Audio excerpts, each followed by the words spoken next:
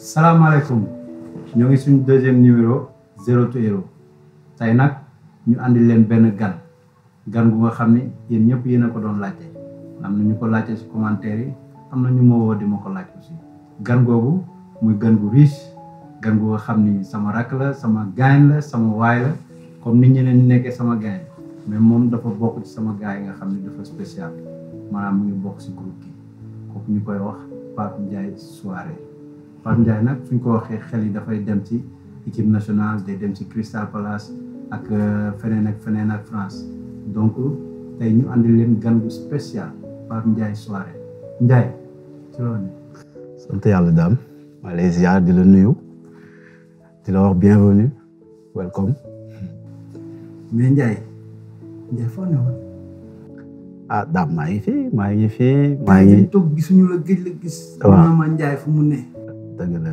maa ngi fi j'étais en Écosse à un moment donné et puis la saison dernière je l'ai fait en Angleterre avec Epsley pour 6 mois et là je suis venu au pays partager les moments avec la famille dellu si waat ci dëkk bi ñëwaat ressourcé wu xool njaboot gi waaw loolu neex na mais Ndiaye tey Sénégalais yi dañuy laajte kan mooy Pape Ndiaye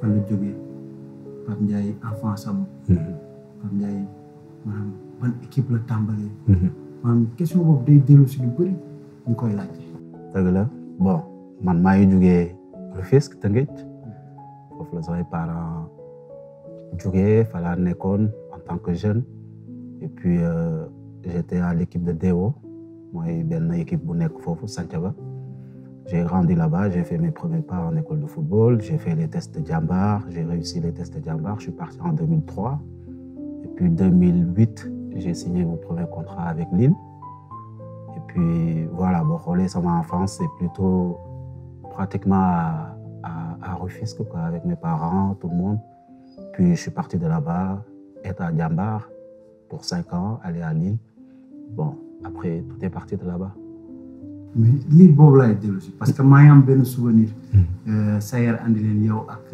Idi équipe nationale boobu ñi woon Paris regroupement dëgg la seen boobu laa la njëkk a gis dëgg la ngeen ànd boobu ñu ngi reer affaire yi mais loolu lan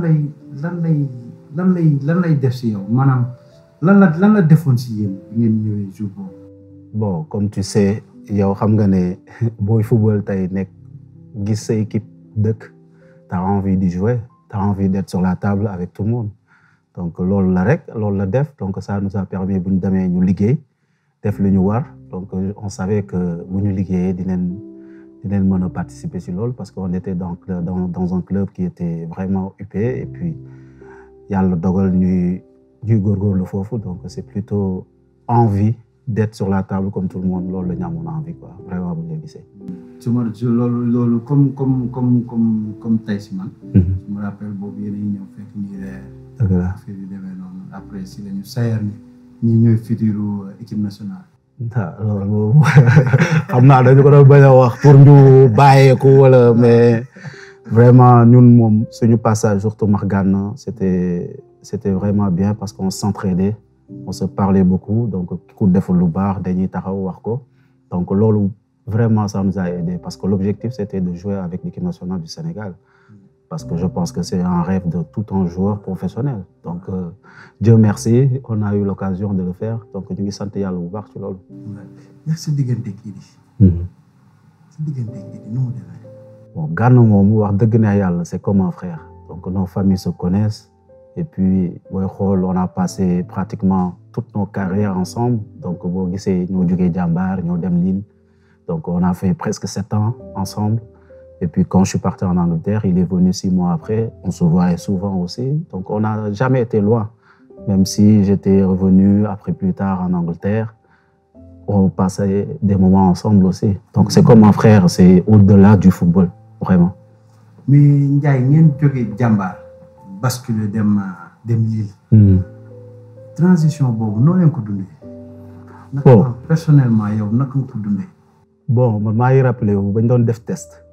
On avait un slogan bi mooy signer rek signer rek donc ñun loolu moo doon suñu slogan bañ demee di def test on se disait foo jaar ñu xoos dañuy signer Donc yàlla def na dimbali nañu ci ba ñu signé donc après on pouvait juste dérouler et faire des performances pour pouvoir hisser plus haut. Ouais, ak sedd bi ngeen ñëwee xam nga ngeen découvrir beneen monde. waaw loolu tey jii jeunes yi dañu yaakaar ni dafa yomb. donc yow tey jii lan nga leen di jox comme conseil lan nga leen di wax ci loolu. bon man li may wax rek mooy que vraiment j'ai eu l'expérience maintenant je peux parler et puis li gënoon métti mooy nga nekk fa sans sa famille. Je pense que Jambar avait mis des disponibilités pour qu'on puisse être dans des familles d'accueil qui puissent nous accompagner. Et puis en étant jeune, c'était très important. C'est important aussi de le souligner parce que Jambar, ils ont vraiment veillé sur nous mettre dans des familles d'accueil. Même si on était là, nos familles, ils étaient tous au Sénégal. Donc c'était pas facile. C'était pas facile du tout. Donc après, quand on était à Lille, tu vois, après les familles. Donc si tu n'as pas de famille, vraiment, c'est compliqué. C'est compliqué, c'est facile de te faire tirer sur d'autres endroits, d'autres futilités. Et puis, donc, on a eu la chance. Donc, c'est pour ça, vraiment, notre passage, on a vu, même si c'était pas nos vraies familles, mais tu voyais des gens en tant que famille d'accueil. Bon, quand on était à Jambar, quand on partait, on donne des derniers. Donc, on donne dem faut une semaine, 2 semaines. Donc, ça nous a beaucoup aidé. Mais c'est sûr et certain, si tu es loin de ta famille et que tu n'as personne là-bas, c'est difficile de te faire manipuler sur beaucoup de choses. C'est pas facile. Nous remercier Jambar aussi si accompagnement di leen féliciter. C'est important. Parce que c'est important aussi nga am jour nga jaay ko après nga suivre ko. Suivi boobu moom moo tax yenn équipe yi parrain saa ñu am difficulté ak seen yenn jours yi. Exactement. Mais exemple Jambar bi vraiment c'est à saluer. Aussi ñu ñaan équipe yëpp aussi ñu def comme ni Jambar di suivre seen jour. di xool si lan lañ nekk aussi. mais njaay sedd bi man xam naa si dara parce que man dëkk yi sedd. waaw lu leer. nga ñëw mu sedd noonu. waaw mais xam nga doo am habitude bi. donc boo loo musul xam boo ko xamee rek après day compliqué. tu vois quand tu vas jouer il y a des gars yoo xamante ni c'est compliqué lu nekk da koy def say dàll yi pour mën a football. lu nekk mais donc sant yàlla je pense que c'est de l'expérience sedd bi ça a pas été facile fii ñun jugee musul seddee noonu donc boo demee sedd bi dal lu mel noonu rek si t'es pas fort mentalement vraiment tu arrêtes tout quoi. mentalement faa nga taxaw. waaw day sedd day gelé. c'est exactement. bi sa dàll yi. exactement lu nekk ngay def sa tànk yi kay. C'est difficile. Tu finis l'entraînement pour Sangourek, tu mets 30 minutes quoi, pour la faire watch. Non, mais bon, après, c'est les aléas. Je pense que nous tous, notre rêve, c'était de réussir et sortir nos familles et les mettre à l'abri. Et je pense que si vraiment ces objectifs-là, tu les atteins, après, tu peux te faire plaisir quoi, et faire plaisir à ta famille. Et à ta femme, tes enfants. Donc, vraiment, c'était une bonne expérience. yaa ngeen nekk ci centre bi di jouer di évoluer adapté wu ba ñu wóor ne la tey da ngay jouer. journée boobu noo ko dundee. bon journée boobu moom wax dëgg na yàlla nelawuma. waaw nelawuma guddi gi yëpp. Je pense que ma grand-mère était encore en vie. Moom j'étais vraiment très proche d'elle. Et puis toute la soirée, je parlais avec elle. Yàlla na ko yàlla yërëm. Voilà, donc je parlais avec elle. Bon, yàggul tuuti sax après, elle a perdu la vie. Donc ça m'a plus motivé pour savoir qu'aujourd'hui, vraiment, tout ce qu'elle me disait, c'est à moi de le faire pour la famille, pour tout ce qui suit. Conseiller, c'est important. Mais journée boobu ñu ñëw si journée bi noo ko dundee yow veille bi nga ñu wax mais journée bi noo ko dundee bi nga xamee ni yeewu nga nag tey. da nga war a football di ka tey laa war a xoos naa mais tey laa war a wane lu tax ma fi des daal lu tax ma commencé bind sama histoire. bon journée boobu nag dañ ma wax ne damay démarrer par la suite démarrer wu donc li ma ñàkk nelaw yëpp par rapport ak premier mi-temps bi j'étais sur le banc mais un joueur s'est blessé ñu ne ma tu rentres. Débouché s'est blessé, Pape tu rentres. Comme ça. Bon, heureusement, j'avais Gervinho, j'étais très proche de lui. Et puis, il m'a dit, fais ce que tu as à faire, quoi. Donc, je suis rentré, les 10 premières minutes, c'était compliqué. Bon, Après, j'ai repris goût, j'ai commencé à prendre du plaisir parce que je pense qu'après tout, le football, c'est le plaisir, quoi. Si tu ne te fais pas plaisir, ça ne sert à rien. Donc, j'ai réussi à m'adapter très rapidement après 10-15 minutes de jeu. Et puis, voilà, c'est parti de là-bas. Ouais. Après, nga commencé jouer, adapté wu. Naka nga dundee yow ak sa coéquipier vestiaire bi sur le terrain yooyu noonu naka nga ko parce que des fois c'est compliqué. Des fois si vestiaire c'est compliqué. Dina am ñu nga xam ni du ngeen déggoo wala affaire yooyu. Des fois sur le terrain même nit ñi c'est am duñ ko gis. Mais dafay am quoi, dafay am. Bon, ça, je l'ai plus vécu vers la saison dernière avec Motherwell en Écosse. Mais à Lille, nous, on était venus du centre. Donc, on allait souvent s'entraîner avec les pros. Donc, ils nous prenaient comme nos deux petits Sénégalais qui étaient là. Et puis, voilà. Donc, on était bien accueillis avec les gens qui étaient là. Donc, on n'était pas brusquement rentrés dans les pros. Donc, on venait, on s'entraînait. Après, nous déloions ce centre. Mais petit à petit, nous nous accueillir. Donc, je pense que si tu vois avec ton expérience des jeunes qui viennent, tu es content. Tu es content que nous participions à ces matchs. Donc, j'avais vécu ça à Lille, en fait. Malgré tout, il y avait Idi à côté, donc c'était un peu plus facile. Mais plutôt, cette expérience-là, je l'ai vécue à Motherwell. Et puis, c'était la première fois, ça a été un choc pour moi parce que je me suis dit que pourquoi certaines équipes, les joueurs se comportent comme ça. Alors qu'on est une équipe, on doit s'entraider, mais ça, je l'ai vécu et c'était vraiment quelque chose qui m'a surpris, quoi. Ouais. Si Motherwell boobu dinañ ci ñëwaat. Ndiaye ngeen gagné fa ay titres. Gagné ngeen fa titre. Waaw. Ngeen gagné fa titre. Gagné ay match neex. Donc avant titre yi moment yu gënoon compliqué foofu avant titre xam nga si équipe des fois day am moment yoo xam c'est compliqué. Ouais. Avant ngeen di gagné dara c'est compliqué équipe bi day def. waaw exactement. doon dundee parce que aussi jeunes yi ñoom bu ñu dee seetaan match victoire équipe bi la ñuy gis. Équipe bi gagné na titre. Yooyu rek la ñuy gis. waaw mais am na détails yoo xam ne il faut ñoom ñu koy xam pour mën a préparer wu suba. Si, exactement, parce que je me rappelle les 2 premières années, je ne jouais pas vraiment beaucoup. Et puis c'était compliqué. Je pensais que vraiment ça pouvait arrêter là et j'avais trop de marches à faire. Et puis ce que je faisais vraiment, c'était de m'entraîner le matin, l'après-midi, et puis pouvoir arriver à avoir une chance. Donc c'est compliqué parce que quand tu es déjà dans une équipe qui est soudée, donc tout ce que tu fais, ça ne paye pas tout de suite, ça va payer plus tard. Donc c'est ça que j'avais compris. Voilà. Et puis la patience dans ce métier-là, c'est quelque chose qui est très important. Mais c'était des périodes compliquées parce que ce moment-là, j'avais pas la patience aussi. Mais je me dis, tôt ou tard, je crois en mes qualités. Je sais que tôt ou tard, s'il y a un blessé ou s'il passe quelque chose, je vais rentrer et peut-être je ne vais plus ressortir. Et c'est ça que j'ai gardé en tête. Ça peut durer 1 an, 2 ans, 3 ans. Mais si tu es un jeune et que tu sais que tu as beaucoup d'années en face de toi, je pense que tu peux être patient et attendre ta chance, quoi. C'est pas facile. Pour les jeunes qui nous suivent, xalé yi nga xamni bëgg nañ doon professionnel dégg ngeen wax na leen ko football dafa ànd ak patience yombul dafa metti. Des fois da ngay jànkonteel ay moments yu compliqués, moments yu difficiles, mais yaa ngi xëccu des fois nga xuloo parce que da nga bëgg a jouer tout ça.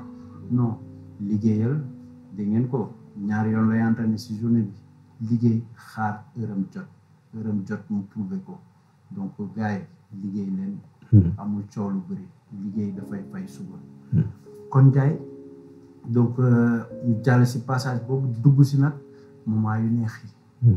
Moment de gloire yi. Victoire yu neex yi xam nga donc expérience yooyu aussi naka nga ko dundee ngeen jóge ci ay défaite ak ay moments yu métti daal di dugg affaire bi yéeg ndànk. Donc yooyu noonu naka lay def ci jour. Bon xam nga man je suis quelqu'un qui reste toujours à sa fin. C'est-à-dire que même si c'était des moments vraiment exceptionnels, que la famille puisse en profiter, tout le monde puisse en profiter. Et puis, j'avais pas beaucoup de matchs. Donc, moi, j'étais plus focalisé sur le fait d'être titulaire et jouer tous les matchs et gagner ce truc. Mais c'était un moment exceptionnel. Je me rappelle, on était Demnen, Def Tour Lille avec le bus. Tu voyais le coach danser, tu voyais, voilà, tu vois. Donc tu voyais le public. Et moi, c'était étonnant pour moi parce que j'avais jamais vécu ça. Donc vraiment, c'était des moments exceptionnels. Et tu vois la confiance qui était dans l'équipe. À l'entraînement, c'était joyeux. Et puis vraiment, moi j'ai kiffé ces moments-là avec Lille. Vraiment. noo ko dundee ak sa famille parce que souvent maa ngi lay dégg sa biir wax ñaa ngi rappeler la famille noo ko dundee ak sa famille naka lañ la accompagner si yenn moment yi. Bon man nag wax dëgg neex yàlla ma famille j'étais plus proche avec mon père donc tout ce que je faisais de bien il disait que c'était mal parce qu'il voulait que je fasse toujours et que je donne toujours le meilleur de moi donc un match où mon père il était fier et puis j'étais déjà même parti de Lille. J'étais déjà parti de Lille, donc dans la voiture, il est là, oh, écoute, Moussoul Doylou. Voilà, donc ça m'a aidé. Parce que je pense que si par exemple, un parent, il commence à glorifier son enfant, il lui dit, oh, t'es le meilleur, t'as fait ça, ou blabla. Avec l'expérience, j'ai compris ce qu'il essayait de faire. Donc voilà, ça m'a beaucoup aidé sur ça, ça m'a beaucoup remis en question et pouvoir, même si c'est quelque chose qui s'est fêté pendant une semaine, et tout de suite après de me remettre au travail parce que je sais qu'il y a des choses que je dois accomplir.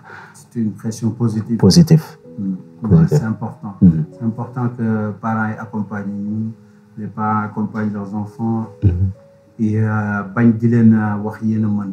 Exactement, exactement. Loolu aussi c'est très important. Exactement. C'est très important. Léegi Ndiaye yan moment nga sentir ni affaire bi mi ngi ñor maa ngi ñor donc il est temps ma def beneen challenge. Bon, quand j'étais à Lille, je pense, nous nekkoon CAN 2015, foofu laa jógee dem Crystal Palace. Et puis, moi, je dem Crystal Palace, tu savais que Crystal Palace, c'était pas Arsenal ou je sais pas, les gens même connaissaient pas Crystal Palace. Bon, c'était un challenge que mon père m'a lancé pour me dire que ouais, il faut y aller. Bon, j'étais à la CAN, mon agent m'a appelé, Tierno, il me dit ouais, il y a Crystal Palace qui est intéressé par toi. J'ai dit mais voilà, donc mais j'étais encore à Lille pour 2 ans. J'avais un contrat à Lille. Bon, je voulais pas y aller parce qu'ils étaient trop bottom table. Donc c'était un risque pour moi parce que Lille j'étais bien, mais avec mon père, son expérience me dit hey, il faut y aller, c'est l'Angleterre et puis donc je suis parti. Mais les 6 premiers mois, je pense que j'ai joué contre toi. Même c'était un peu compliqué parce que je connaissais pas ce championnat. Je connaissais pas ce championnat, mais la saison qui suivait après, j'ai commencé à prendre mes marques et puis voilà, je suis parti en FA Cup Final avec Palace. C'était une expérience extraordinaire, même si on l'a pas gagné. Voilà, donc donc vraiment j'ai compris pourquoi mon père me disait d'y aller. Même si je laissais Lille qui était vraiment bien, on venait de gagner le championnat de France, la Coupe de France, mais j'ai fait le sacrifice d'y aller parce que j'ai cru à ce que mon père m'a dit et vraiment ça a payé. Ouais, à un moment aussi, sans gagner à titre, il faut chercher plus haut, et puis voilà quoi. Mais bi nga ñëwee Angleterre, changement de vie, changement de coéquipier, changement de vestiaire. Lépp dafa changé. waaw sa Angleterre xam nañ ñu demee donc lépp day changé. yow bi nga yegsee lan moo doon sa première impression bi nga ñëwee. Bon ba mu ñëwee c'était un pays bi nga xam man j'étais à Londres donc j'étais un peu dans un truc boo xamante ne nii je ne comprenais rien. C'est-à-dire que j'ai laissé ma famille d'accueil, dégoûtement anglais, j'ai laissé ma famille d'accueil. Je suis dans une ville très excitée où que tu es seul. Donc, tu comprenais pas ce qui se passait. Donc, mais ce qui était important, c'était d'aller sur le terrain et prouver et continuer à jouer. Mais tous ces moments-là, tu es en train de découvrir. Tu vois ce que je veux dire? Tu es en train de découvrir sans ta famille, sans tes parents. Mais c'est ce que je dis, c'est très important que les parents où la famille puisse accompagner les joueurs parce qu'ils peuvent se trouver dans des endroits où que s'il n'y a pas l'accompagnement, c'est un peu compliqué. Donc voilà, par la suite, j'ai fait un accident qui a compliqué un peu les choses. Et puis, 2 ans après, j'ai repris. Tu sais, quand tu reprends avec certaines blessures, c'est un peu compliqué de te faire confiance pour jouer. Mais Dieu merci, j'en ai sorti avec mes jambes. Je suis parti à 3. J'ai joué toute une saison avant le Covid. Donc, ça m'a remis dans le système, quoi. Mais c'était des périodes vraiment compliquées. Mais on va revenir sur tout ça. Mais Londres, nga ñëw Londres déggu anglais nga may coéquipier yu bees ñenn ñi ay star la ñu fi mélange boobu boo duggee si vestiaire bi ñëw dugg si terrain bi ak ñoom naka nga ko doon dundee en tant que jeune bu nga xam ne yaa ngi soo commencé sa carrière. Bon, man ba ma ñëwee heureusement j'avais Alan Pardew. Il savait que j'ai trouvé Marouane Chamakh là-bas aussi. Donc, c'est quelqu'un qui m'a pris sur son aile, qui m'aidait un peu à traduire tout ça. Mais le coach aussi, il m'a beaucoup aidé. Il m'a donné le cours pour m'apprendre anglais. Donc, ça m'a aidé à m'adapter. Voilà. Donc, tu connais. Donc, moi, j'ai appelé Tuluberi, j'ai appris l'anglais, j'ai eu mon diplôme. Donc, sans lui, je pense que je ne saurais pas m'adapter rapidement. Et puis, Marouane aussi m'a beaucoup aidé. Donc après, plus tard, on avait une communauté française. Tu savais, il y avait les Kabaï, blabla. Donc ça m'a beaucoup aidé. Donc, mais vraiment, si par exemple, tu n'as pas quelqu'un qui peut t'aider à t'intégrer ou t'apprendre l'anglais, c'est un peu compliqué parce que tu peux te mettre dans une conférence, ils essaient d'expliquer, tu ne comprends rien, tu rentres sur le terrain, tu fais n'importe quoi. Et c'est là-bas, tu ne joues plus. Ta carrière est presque finie. Mais est-ce que c'est un vestiaire amoon na kii boobu genre français yi anglais yi donc que waru leen wax français si vestiaire bi. Bon, am nañ ko à un moment donné ça a commencé à les fatiguer. Mais ça a commencé à les fatiguer. Mais heureusement, il y avait des joueurs comme Bolassi, Zaha qui parlaient français aussi. Donc la plupart, ils essayaient de rentrer dans le groupe des Français pour pouvoir expliquer français parce qu'on était la majorité. Mais vraiment, c'était quelque chose. Bon, à un moment donné, quand ça diminue un peu les Français, ils n'aiment pas ça. Donc, si tu es à table, ils veulent que tu parles anglais. Même si tu dois te débrouiller, il ne faut pas parler français. À un moment donné même, ils avaient dit ils mettaient des amendes s'il y a des gens qui parlent français. Donc. Mais bon. Après Crystal Palace, je pense que c'est un club vraiment, ce que j'ai vu, familial. Quand on était là-bas avec tous les Français qu'on avait, vraiment, on était très contents et heureux d'aller à l'entraînement. Et c'était important. Et ça fait du bien aussi de vivre ces moments de FA Cup Final avec eux. Et tu vois comment ça s'est terminé avec tous les joueurs français qu'on avait. gars yi ni lay demee saa su ne ci 0-2 yéen a koy laaj ñu andi leen noonu rek lay demee fii yéen ak ñun la te yéen yéenay commandé yéenay bossé moo tax tey li ngeen commandé la ngeen andi Ndiaye ñu sa adaptation et tout ça lépp ça s'est bien passé ngeen dem final mais final ba fekk fa Adebayor mi ngi fa woon naka la intégré seen groupe. Bon, Adé, c'était c'était quelqu'un de vraiment spécial. Voilà, donc nous tous on reconnaît ça. Mais vraiment, quand il est arrivé, on était très proches. Donc après l'entraînement, on habitait dans le même building, on venait des fois on mangeait ensemble. Donc c'est quelqu'un qui m'a pris aussi sur son aile. Donc même en allant manger, on était tout le temps ensemble. Mais son intégration, c'était un peu compliqué parce qu'il ne jouait pas beaucoup. Et il venait directement du Real, tu te rappelles. Et puis voilà, il n'a pas trop aimé ça. Donc c'est la raison pour laquelle il est parti après 6 mois.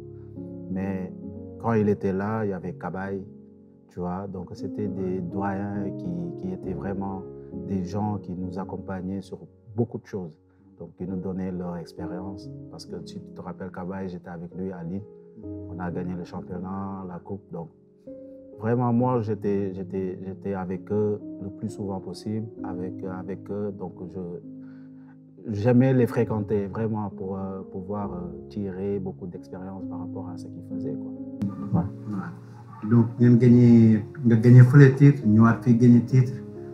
Donc, mu nekkaat beneen atmosphère bu différent. Tout en sachant que Angleterre dañu spécial. Donc, match week-end fête la. Donc, day fees. Ouais. Donc, titre boobu bu ngeen gagné ban sant. Bon, nous, on n'a pas gagné de titre. On est parti en finale. En finale, du moins. On est parti en finale de FA Cup et on l'a perdu contre Manchester. Contre Manchester 2-1 là, après vers les prolongations, tout ça. Mais même si on a perdu cette finale, on avait un sentiment de fierté d'aller en finale parce que ça faisait des années que Crystal Palace n'a même pas touché les demi-finales. Donc vraiment, c'était un sentiment fierté la woon wax dëgg neex yàlla parce que booy xool ñoom gagné ñu ko sax mais tu da ngay sentir gars yi dafa mel ni ñoo gagné quoi. Donc expérience bu doy waar la woon bu neex. Donc bañ demee tamit saison bi mu ñëwaatee tu voyais que gars yi kontaan nañ daje motivation bi c'était dafa neexoon quoi vraiment. Ndiaye jóge Angleterre maanaam nga jóge Sénégal dem Lille jóge Lille dem Angleterre ñu woo la équipe nationale. avant ngay dem sax Angleterre woo nañ la équipe nationale. Donc ce premier appel. coach moo la woo wala da nga yeewu gis ñu bind ko. Bon, man je pense que j'ai reçu une convocation, si je me rappelle bien, avec Ghana. Mais quand on me disait qu'on va t'appeler, bàyyiwuma ci woon trop xel quoi. Donc quand bu ma egsee nag on va t'appeler. Bon, est-ce que nekkul woon Ghana wala peut-être Sayer? Ouais, je me rappelle vraiment pas. Ou Mayacine, je sais plus. On va t'appeler, continuer à travailler, blabla. Donc loolu laa doon def. Donc ba kii bi ñëwee, je pense daf ma surprendre si côté yëpp. Ma ne ah donc là c'est le moment d'y aller parce que ba may ñëw fekk naa fa ñoom Cheikh, fekk naa fa ñoom Boukari Dramé. sa bopp yaa ngi doon jotagul. maa ngi doon wax jotagul quoi, mais en même temps grawul bàyyi ma dem parce que je suis parti très tôt. Donc ma dem. Donc ba ma demee j'ai senti directement que le coach m'aimait bien parce que si tu te rappelles il y avait Koto. Donc man yéen fa laa leen fekk. Donc je pense que la première sélection même c'était un match amical bu ñu defee Afrique du Sud. Donc voilà, donc loolu la. Stéphane Badji. Voilà. Salif Sané. ñooñu ñëpp donc expérience bu neex la parce que je pense que match boobu on avait fait voyage bu gudd waaw gisoo. waaw. Jibi waaw. je tabaski ne duñu wàcc. ñu indi ñu ko si avion bi non mais expérience bu neexoon la parce que bañ demee foofu tamit def nañ fa match bu doy waar bu neex bu ñu terminer en 1 donc loolu moo ma gën a motiver donc ba ma joué noonu ma ne c'est comme ça donc je suis capable de jouer ici donc looloo taxoon expérience boobu mu doyoon waar même si voyage bi ñu voyagé affaire yooyu waaw dafay spécial surtout boobu noonu man surtout boobu envie bi ngay am pour défendre sa couleur u dëkk mënoo ko am sax club parce que dafa mel ni comme on nous appelle, on nous surnomme les lions voilà. Donc quand tu es sur le terrain c'est ça que tu essaies de. Man bi ma ñëwee premier maillot bi ma ko solee match mënoo xoolaa sam bopp quoi. waaw xoolaa sam bopp si maillot bi. Non mais c'est beau dafa rafet donc équipe nationale mooy li may wax rek boo fa xësee boo fay football di ngay gën a xam sa dëkk. Da ngay gën a xam sa dëkk da ngay gën a xam tamit li la war pour sa dëkk donc man motivation wala mu ko amoon donc boo xoolee di nga doon football équipe nationale des fois c'était un peu dur ou quoi que ce soit mais c'était un sentiment de fierté de représenter le pays quoi honnêtement. Yan difficulté nga daan am bi nga ñëw équipe nationale yan difficulté personnelle sur le terrain wala en dehors du terrain wala. Bon équipe nationale moom wax dëgg neex yàlla bu ma waxee dëgg rek man rencontre moo fa benn difficulté honnêtement awma benn difficulté bu ma fa am parce que boo xoolee gars yi ñu bëri ñun ñoo nekkandoo woon ci cadet yi donc on avait les mêmes objectifs bu ñu yàlla yóbbu foofu donc on doit juste faire et défendre les couleurs de notre pays. Ouais. Ça c'est important mais nga ñëw jouer ba ñu convoqué la CAN bi. ñu dem CAN bi naka nga ko dundee. bon CAN boobu moom li ma ko dundee moom lu doy waar la CAN boobu je pense que c'était avec Giresse. defe naa sa premier match yaa ne woon côté gauche suñu premier ma ne côté droite. waaw côté gauche contre ñoo bokkoon même. Ghana contre Ghana. bon après j'ai rien compris ce qui s'est passé parce que on avait fait un bon résultat deuxième match ñu génn ñu ñun ñëpp troisième match bi ñu jaaxle ñu bëgg ñu dugal et c'était trop tard donc man CAN boobu moom moo ma gën a métti ci CAN yi parce que j'ai rien compris. non man comprendre ma dara parce que mënuma concevoir ñu football match en tant que équipe bu mel ni Ghana gagné ko 2-1 vers la fin waaw Moussa Sow dugal deuxième match tu sors presque 7 joueurs voilà donc 7 joueurs yi nekkoon ci terrain bi presque yëpp nga génn leen non man ma ne waaw je comprendre ma la moo xew parce que. même si tu te rappelles ñu ngi ko doon waxtaanee lan la bi nekkee foofu. bi Giresse génnee classement bi. waaw ñu ngi ko doon laajte lan moo xew. waaw. jour yi lan la ku nekk mi ngi doon laaj moroom lu la jot quoi. non mais honnêtement man CAN boobu parce que CAN boobu on avait une belle équipe. parce que loolu moom si gën a métti parce que on avait une belle équipe on n'avait pas le temps de changer quoi que ce soit.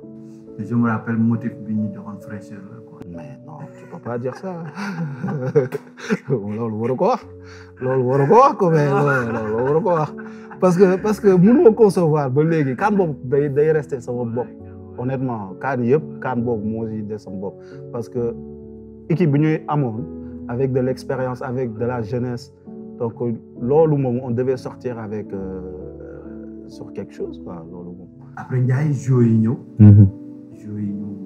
man je devais partir. waaw. mais après dama dem signer. raté nga lu neex jeu yu neex. en fait lu tax ñëw ma. dama waroon signer Locomotive. ok léegi waa Locomotive nekkoon si plein championnat. nekkoon crise. waroon relever soxla attaque. du coup après man waxoon naa Aliou dinaa ñëw quoi. mais par la suite si lañ ma wax ne ma soo signer doo mën a dem parce que équipe bi dafa nekk en crise. donc aussi tamit. mënuma woon dem quoi parce que maa ngi doon soo aussi joué gu ma fi benn match. dëgg la donc équipe bi nekkoon aussi en compétition. su nekkoon sax dañ nekk. waaw loolu moo tax ñëw ma. mais joué. waaw mais c'était belle expérience. mais naka ngeen ko dundee joué yi xam nga je crois c'est la première fois ñu dem joué. waaw c'était à Londres non en Angleterre. si je me trompe pas en Angleterre. waaw ñu dem foofu def fa performance bu doy waar. doy waar sax. donc yow tey jii noo jàngatee loolu naka nga ko jàngatee. bon ni ma ko jàngatee man c'était. la waxee joué yi ngay dem. waaw. naka la def. non man xaw ma woon sax la mooy joué. honnêtement waaw man moom xaw ma woon sax la mooy joué mais ba demee sur le premier match ñu def ko contre Great Britain Angleterre donc ba ma duggee ci terrain bi gis Angleterre nu mel c'est ça qui m'a plus motivé à aller en Angleterre mais dama dajaloo nag coach boo xamante ne nii.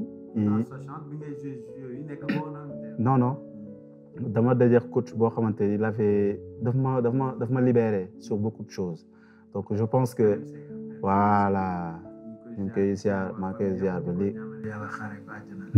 def na si ñun lu bëri. billaay waaw def na si ñun lu bëri. billaay bi ñuy dem match bi ngay wax bi ñuy dem Afrique du Sud. waaw waaw. Aliou moo nekkoon adjoint. voilà exactement donc moom dafa am lu bëri lu mu yee ci man ci jeu yi puis ça m'a permis de me libérer et de prendre du plaisir et booy xool jeu yi ça fait partie de l'un de mes meilleurs tournois que j'ai jamais joué parce que dama dajeex non joué da ngaa yëngal. Karim non parce que joué mu woon sax ay défense wala latéral gauche j'étais plutôt un peu partout en 10 en ailier donc daf ma libéré et je pense que c'était plus ça mon football c'est-à-dire toucher du ballon jouer faire des passes donc loolu moom maa ngi ciy remercier bu baax a baax parce que am na lu mu yee lu bëri ci man si sama carrière quoi honnêtement. waaw jeu yi neexoon na. trop. gars yi ñëpp di supporter. Mhm. ñu dem ba. quart de élimination. quart de finale. quart de finale bi. ak Mexique. ak Mexique aussi xam nga mais c'est la loi du foot tey da ngay gagner suba mu naxari. mais bu naxaree il faut rester digne. donc ngeen dund ko aussi. donc avec des regrets. waaw beaucoup. c'est normal parce que Mexique boobu ñoo ko mën a. foofu. mais football moo demee noonu. bilaay moo demee noonu. et puis vestiaire yi après défaite bi nu mu demee. bon comme li may wax ñun sentiment boo xamante ne nii lu ñu waroon c'est-à-dire que booy xool match bi contre Mexique c'était un match boo xamante ne waruñu ko woon perdre donc bañ duggee ci vestiaire yi ñun réaliser neen lu tax ñu perte match bi mais c'était frustrant gars yi kenn doonul woon wax coach bi il était un peu déçu tout le monde ñëpp déçu parce que équipe bu ñu amoon waroon nañ mën a dem ba gagner finale bi donc loolu moo tax. ci biir résultat ñëpp a ko ragal. bilaay. ñëpp a ko ragal bilaay. mais ñu jógee ci yooyu Ndiaye. ñu dellu si waat nga dem Angleterre yooyu yëpp. et tout. ñu dellu si waat équipe nationale yan moment yu gën a neex équipe nationale. bon man honnêtement à chaque fois je prends mes valises di dem équipe nationale damay am sentiment de rentrer au pays donc fierté boobu laa doon am. donc yow xam nga sax des fois da ngay yàkkamti sax da nga naan mais un mois dafa gudd quoi foog ma dem gis ak gars yi dañuy pare dañu bëgg njibbi dañuy bëgg nekk gars yi ñun ñëpp donc loolu boo gisee équipe bi ñuy amoon tamit équipe boobu bu ñu doon football gis nga nu mu doon demee donc vraiment doo bëgg a quitter sa coéquipier yooyu da ngay dem sa club foog nga dawal 1 semaine 2 semaines pour adapter wu waat donc tu vois équipe nationale moom c'était quelque chose bu extraordinaire man moom tous les moments que j'ai passé là-bas saa su ma jëlee sama valise di dem j'ai un sentiment d'aller regrouper et puis retrouver mes potes quoi tu vois c'est ça. Zero to Hero ni lay demee yéenay wax yéenay tànn yéenay wax lan ngeen bëgg ñu andi leen ci ñu defal leen ko seeni question tamit su ngeen ko bëggee mun ngeen ko dem ci suñu YouTube Zero to Hero mooy ci suñu émission di jàll. suñuy plateforme Zero to Hero bu Instagram Zero to Hero bu TikTok ngeen yokk doole émission bi ngeen defal ñu li nga xam ne ñun moom la leen defal rendre la monnaie mooy que ñu leen di andi émission yu neex ngeen di aimer di commenter di abonné benn émission du leen rëcc léegi Ndiaye ñu ñëw si maanaam tey ji yow da nekkoon ci niveau bu kawe jékki-jékki accident bi ñëw yàq lépp loolu noo ko dundee. bon moment yu compliqué yu doy waar c'est-à-dire que après da ngay gis ne ku si nekk am na aperçu boppam mais man ni ma ko dundee exactement c'était un peu plus compliqué parce que si moment yooyu j'ai perdu mon père mais booy xool si passage boobu c'était un peu vraiment compliqué je vais pas dire que j'étais plutôt dans un moment boo xamante parce que je pense que en football di nga toll ci moment yoo xamante ne ni si t'as pas quelqu'un qui peut t'accompagner qui peut te mettre dans des meilleures conditions tu peux vraiment toucher le bout et ça m'est arrivé et puis c'est quelque chose que par rapport à tout ça que j'ai perdu mon père donc j'ai mis au moins 2 ans à me remettre c'était compliqué vraiment très compliqué. Amin. Voilà donc kuko man mi ko dund xam naa ko donc après si tu vois que les gens ils ont différents aperçus par rapport à ça te motive encore plus de te remettre sur pied et continuer ton travail et puis c'était ma source de motivation mais tout ce que comme je dis tout ce que je voulais à cette époque-là, c'était de me remettre à pied et de continuer de jouer au football et de continuer à finaliser ce que mes parents m'ont dit ou même les sortir à l'abri, quoi. Ouais, c'est important, c'est important. C'était des moments difficiles. Et compatis, xam nañu ban genre nit nga ak fi nga jaar ak donc xam nañ ni nekk si ay jafe-jafe sa parents gaañu dafa metti. donc nga gën a ñaaxaat sa bopp ba dellu si waat. waaw donc loolu force la. waaw parce que man damay wax ne c'est un mal pour un bien. Parce que tu vois, après tout ça, ça m'a permis de réaliser beaucoup de choses que j'avais même pas réalisées avant. Parce que ubbil na ma ay kii par exemple ay objectifs yu ma waroon atteindre yoo xamante ne atteindre ma ko woon damay wax ci côté loo xamante ne nii vraiment c'est plutôt dans le côté boo xamante ne famille bi la donc si tu finis pas par réaliser ça pose problème donc man c'était plutôt une source de motivation donc je me dis que c'est un mal pour un bien parce que yàlla dimbali na ma ba ma reprendre à ses forces donc continuer à faire ma passion quoi mais c'était pas facile. Après yow nga jël ko positivement liggéeyaat ba dellu si waat ba mën a jouer waat yeneen ñaari club. non 4 clubs sax 4 clubs dellu si waat France dem Écosse. tout ça xam nga. dem Charlton. waaw dem Charlton aussi. xam nga tënkal ñu ci bu gàtt rek passage yooyu naka la demee ak yenn blessures yi mbaa ça va noo ko gérer quoi. bon mooy li ma wax rek parce que booy xool commencé woon naa reprendre après 1 an et puis muy jouer match de coupe jusqu'à que j'arrive à me remettre dans le bain ma am épaule donc sama épaule moo summeeku woon donc ma xaw a am stand-by donc da ngay delluwaat benn genre 3 mois 4 mois pour ñëwaat fekk saison bi jeex donc j'ai eu des petites blessures après mais man xam nga woon je vais pas lâcher donc damay dem rek ba nga xamante ne mënatuma ma ne c'est ça mais vraiment c'était des périodes compliquées le papa qui était plutôt là à t'aider pour tes choix pour quoi que ce soit il est plus là donc tu dois prendre tes responsabilités tout seul parce qu'il y a personne dehors qui va venir vous aider quoi. donc Ndiaye aussi ban yan anecdote nga ñu mën a may ci équipe nationale. génne wàllu boobu yëpp xam nga maanaam anecdote boo xam ne tey jii mën nga ñu ko may wala ay anecdote. bon man anecdote équipe nationale.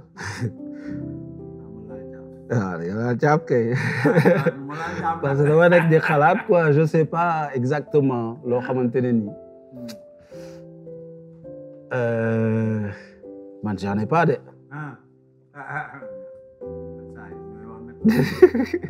yow nag c'est benn.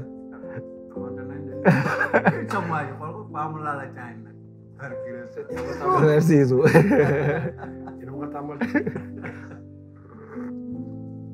bon Dame aidez-moi jàppale ma.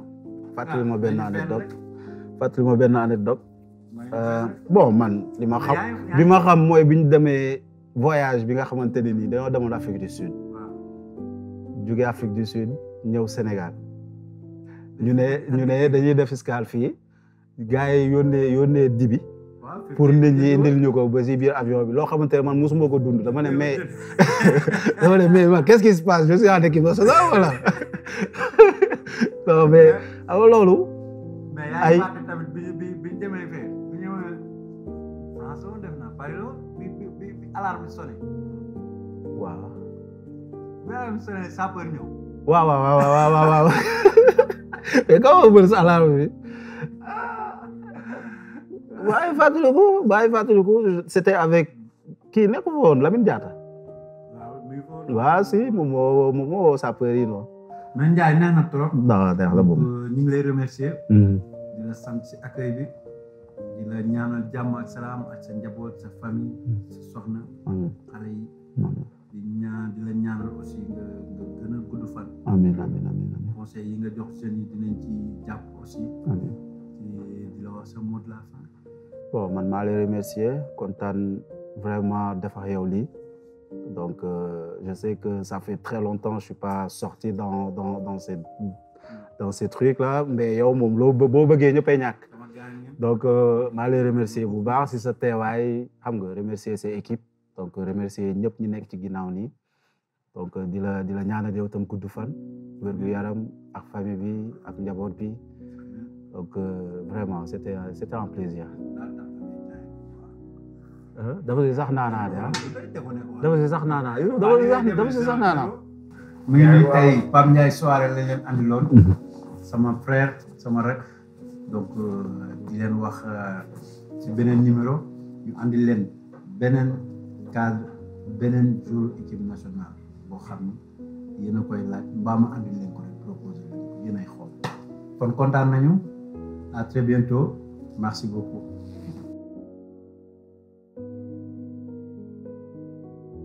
yaa ma xam ne yeewul. daal di naan day war a départ fi mu gën a ba day départ góor ñi day départ bu xool yi du nekk. booy man nekkaguma en mesure de départ 45 la am bàyyi ma maa bi maa ngi ñëwaat nànk waaw maa ngi ñëwaat. bon ñu ngi leen di ñaan ngeen dem suivre Zero to Hero avec mon ami et frère Dame Ndoye l'international. Hero sama doom ndey Njaay maanaa. tur bu yàgg. tur bu yàgg.